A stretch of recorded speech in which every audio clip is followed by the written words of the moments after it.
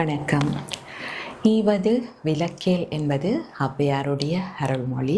நாங்கள் பிறருக்கு கொடுப்பதை, உதவுவதை ஒருபோதும் நிறுத்தக்கூடாது.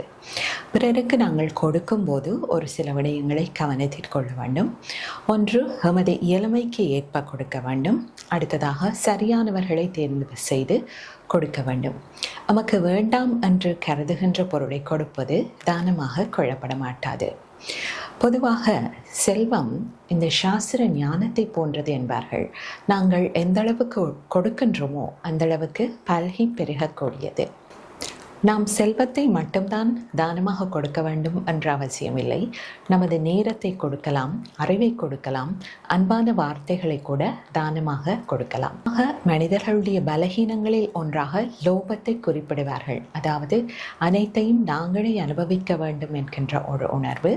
நாங்கள் தானம் என்கின்ற அந்த பண்பை பயிற்சி செய்யும் போது எங்களுடைய இதயம் விரிவடைகின்றது. அது எங்களுக்கு மகிழ்ச்சியையும் மன நிறைவையும் தரும்.